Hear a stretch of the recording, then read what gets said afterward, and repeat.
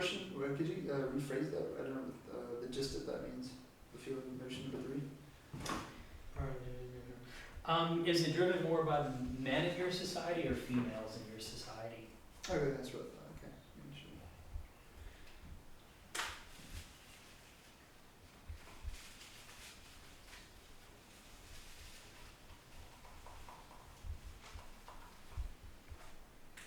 Events that were done by what is important to you?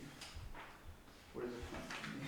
That's like a big question. What's important to me? Yeah, we kind of throw that out there, and it's, some people are like, can you explain that more? And I'm like, no, what's important to you? Just encapsulate it.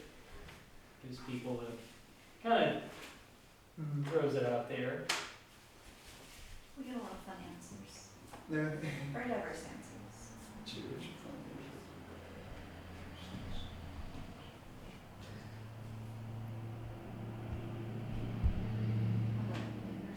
Right now.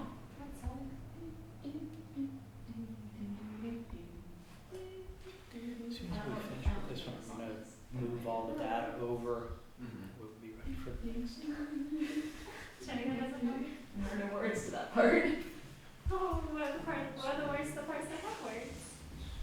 I guess you don't know those parts. No. Oh, nice. What's the point of using this part, Sam? You can just play music. Kind of lost. You like breakaway. That's what she thought. She just knows, like, she likes the words and not the words, she likes the tune and the beat and all that. I'm like, oh, these words are so pretty. And she's like, I haven't paid attention. I'm like, ah.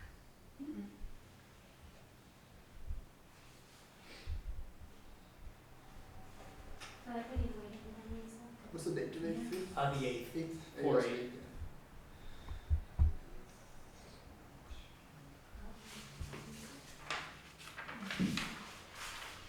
Are you guys going to international dinner? Like 2 weekends, 3 weekends? Are you going to the international dinner in a couple weekends? Same was a thing.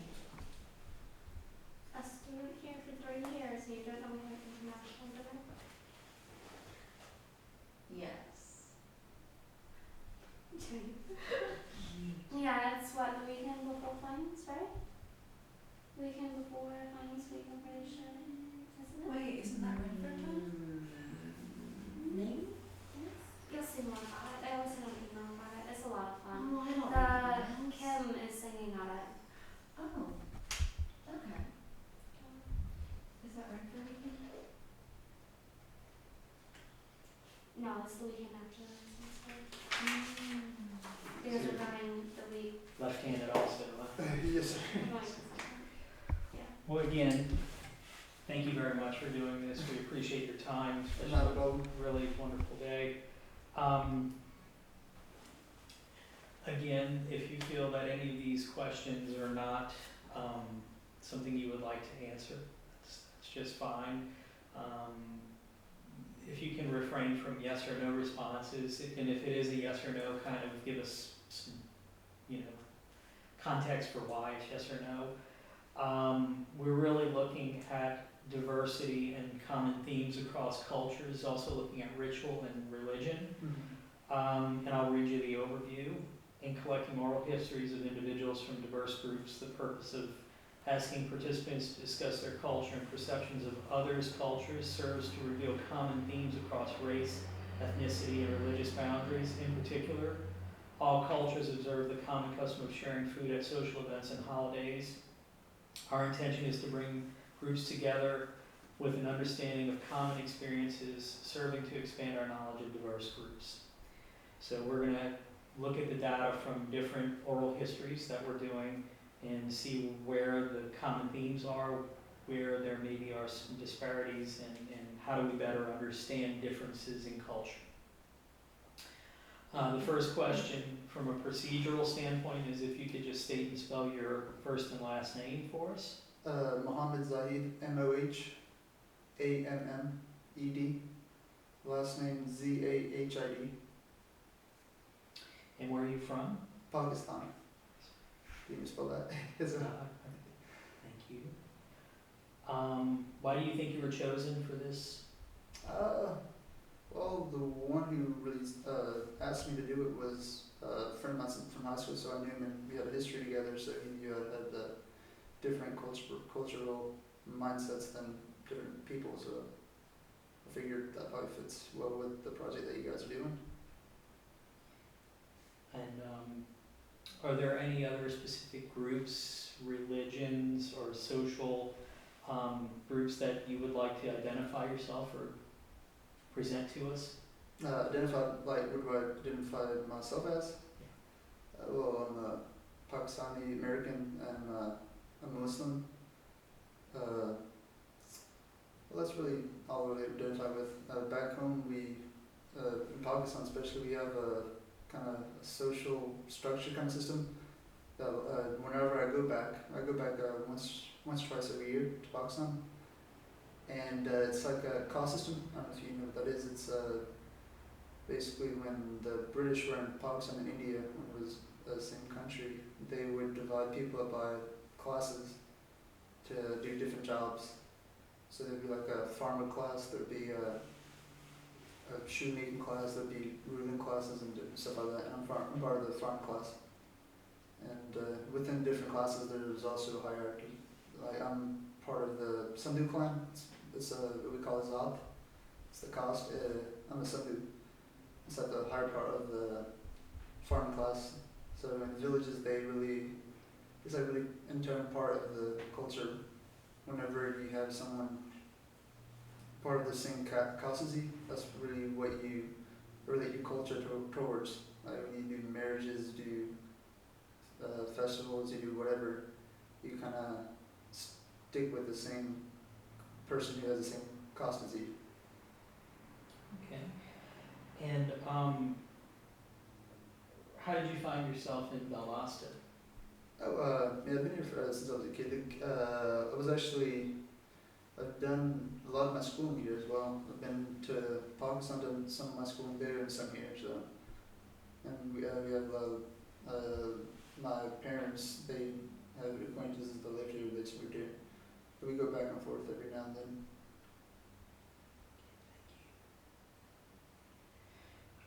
Let's talk about some of your personal experiences. Obviously a lifelong member of this group that you're talking about. Can you describe a memory of an experience or event that reflects your relationship to your larger social group or religious group? Like an activity basically is what you're asking? Any type of experience or event that you can recall, that comes to mind immediately. With people of the same culture as me, basically. Basically, I don't know. Mostly, it's not really about the social aspect. About my culture, it's mostly religion, especially in Pakistan, because Pakistan was made on the basis of being Islamic country. That's what we split from India. Basically, you can do like a modern example, kind of like Israel and Palestine, how they're trying to become a different country based off their religion. And Pakistan got that accomplished. So people, whenever in Pakistan, if you want to share something that's culturally tied to you, you have like religious festivals. You have like Eid. You have just separate just stuff that is important in your religion that you have to abide by, being the conservative nature that it is. And for you, from a personal perspective, what is something that comes to mind for you immediately about that? I said probably Eid. Probably is probably one of the biggest ones that I would think of the top of my head. Okay. Let's talk about behaviors and experiences, and this is where we like to work from the perspective of food, because obviously we all eat to sustain ourselves, and we all have some food embedded in terms of these cultural rituals. So from your religious perspective, can you talk about some of the food rituals or experiences? Oh yeah, especially because of the Islamic religion that I abide by, especially abroad, you can't eat, in English I think it's called kosher, non-kosher food, especially with the meat. It has to be halal is what we call it. Basically you have to pray over the animal before you kill it if it's a ground animal. Fish doesn't count, but it's like chicken, turkey, a cow, anything, except for pork. Pork is completely prohibited, no matter what kind of meat it is. It's completely prohibited. And same thing in Pakistan. So it's kind of like exaggerates the religious aspect of what you eat and how you eat. Okay. How do you feel when you're with your group or family as part of a food ritual event? What does that impart to you? Well, food. Well, well, I mean, you can talk about the Pakistani culture of it being the way the food is prepared. Like men and women is typically, or almost always, is segregated. Women prepare it. Sometimes men do help, but in small ways, especially children. Most often children, adults usually don't. They'll help, but adults usually sit in different quarters.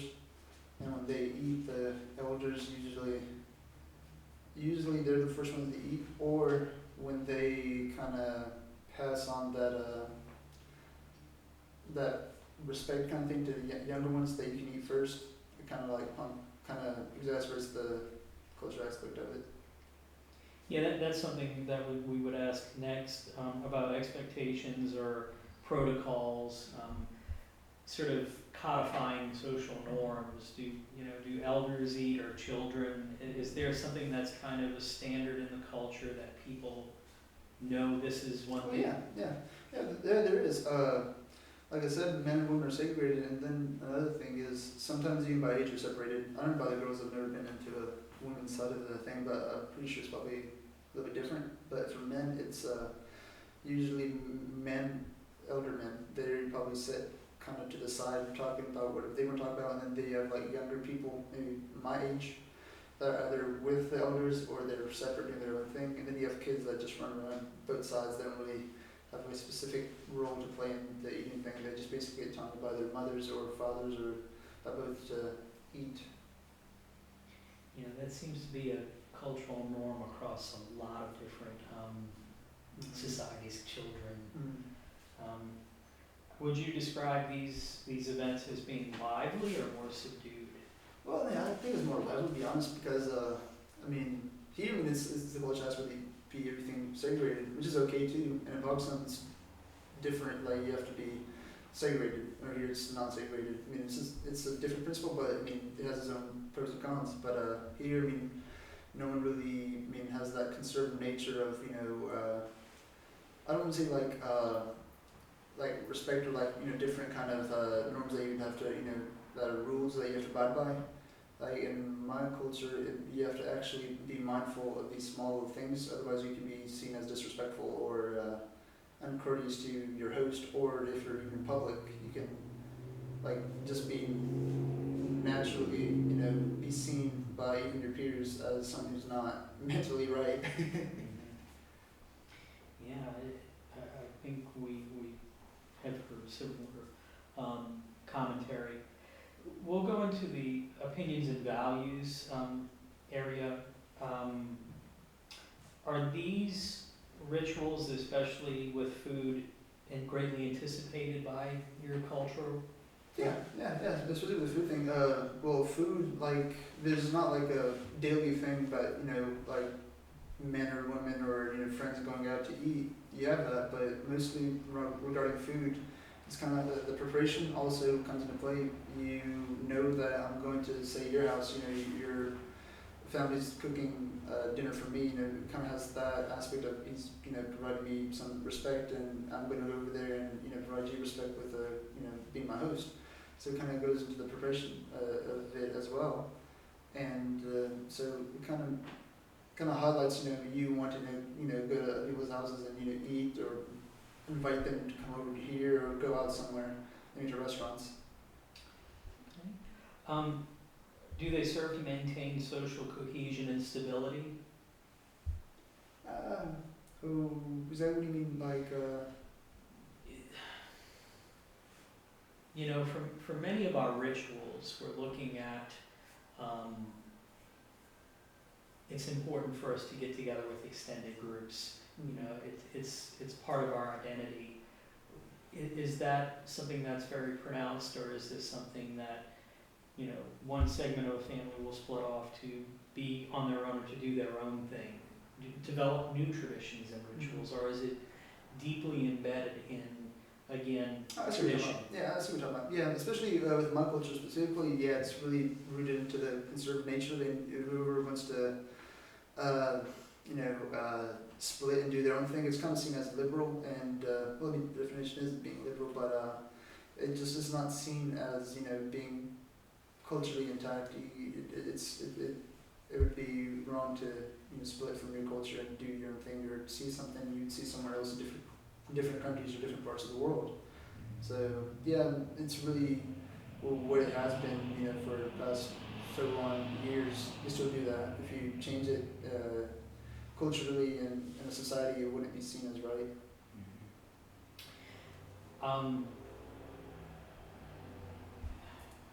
One thing we're seeing in the United States is, and for the most part we're hearing from other interviews, that maybe the traditional sort of ritual or event is sort of in decline. Would you see this from your societal perspective to where these traditions are sort of in decline, or they're increasing in sort of being important in culture? If they are in decline, is there a purpose for that? And if they're increasing, how is that being addressed also? Yeah, I would say as a whole, it's declining in Pakistan. The culture that I was talking about previously, the conservative nature, it's declining. And the reasons for that is, I'd probably say immigration and use of modern technology, about having more of a grasp of reality what's going on in different countries, and you kind of want to stay modern. In Pakistan, it's typically, even as a Pakistani, you would see yourself, the cultures that you abide by, to be ancient even. And then if you go into the cities in Pakistan, they have a kind of a Western touch to the way they do things, and in villages where I'm actually from, they try to keep the traditions that my great granddad we're doing, but there's the new generation that play, and then people will go abroad and come back, and then they have money typically, and they want to splurge and show people how much money they have, so they kind of have that Western notion, and then they have Eastern notions as well. It's not just the West, it's like Chinese culture that have come, and even Russian culture. There's different cultures that all at play. And then you have the cell phones, and you have the internet. So I'd say it's probably declining. I mean, with the conservative nature of the government in Pakistan, it's going to be really hard for a whole culture to dissipate and change, but you have that leniency of it becoming towards something more liberal. We're sort of hearing the same thing about our culture, and one of the things we're focusing on with the study is local context. What's going on in Valdosta. Yeah, even American culture, yeah, that's the same thing. Yeah, I mean, I would say on a retrospective, immigration probably has the same thing to do with that. Yeah, and that's why you're here, because you're in Valdosta. Yeah. You're a part of this community, and obviously that has a implication to how we perceive and see things. So. Yeah, even as American culture, I mean, you have it rooting since the late 1700s, but I mean that specific culture that the Italians, Irish, Scottish, the original immigrants brought, I mean, with their different cultural backgrounds, they assimilated to one culture, and that became a specific culture to American heritage. I mean, yeah, you kind of have immigration coming out of play, but you still, as a whole, I mean, you can't really choose the actual cultural aspect of it as a whole. Yeah, you have we have this election this past year, half the country's split. I mean, that's still below a minority that's classified as liberal, as the results of the election showed. True. We ask all of our interviewees about cultural diversity within their extended culture. Would it be common to have someone outside of your culture participate in one of these rituals, or this food event? And how would these people be viewed? In Pakistan, my culture. Yeah. Well, typically my culture, especially since I want to say since maybe late middle 2000s, foreigners are usually more respected than the actual inhabitants of the culture, to be honest. Even people who, like me, I'm an immigrant to a different country, I go back, they'll probably see me as more of a higher stature, even if I'm especially from a higher caste system, the caste system, I'm from a hierarchy of it. Even someone who's from a lower hierarchy, he goes comes back, they probably see him as more than he should be or is. And especially with the foreigners, like maybe who's not with the same race or culture, they probably provide with more respect than, say, me or anyone else in the same culture. It kind of has its roots in the Punjabi culture that I have too. That you're supposed to be respectful to your guests. That has played with it as well. And then you have just a different aspect regarding just people who aren't originally from here, so they don't really know how to act in our culture, so they usually are more lenient with foreigners. Okay. And then the final question that you made a comment about, what is important to you? I don't know, I'm gonna ask you a question about that, maybe more importantly as a whole, as the cultural aspect of it, or, I mean, I'd say probably maybe, I don't know, like the cultural identity, especially in terms with religion, especially when I go to Pakistan, and even when I come back here, I mean, stay with my family. I mean, the religious aspect really has a really big impact on your culture. I mean, the culture that I specifically abide by, I mean, it's only been around for maybe 300-400 years. Before that, there were different religious people in the area that I'm from in Pakistan before they were Hindu. Then you had the Muslim people come in. So, yeah, I'd say the religious aspect is probably the biggest thing that's important to me. One of the way a lot of people are answering that question is kind of condensing it into, if you could give me a sentence on what motivates you day to day, what do you want to see the world be? If you could mold it, what would that be? I really thought about that. I mean, before, I was saying the religious aspect kind of like molds me into what I want to see in the world, but maybe, just like even most other religions preach the same things, the core principle of being just, maybe that. I would agree. I think that's very profound.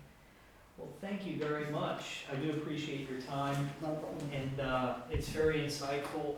And we don't have many opportunities to interface with a lot of our Muslim communities, so it's very helpful for us to have this time. Let me turn this off.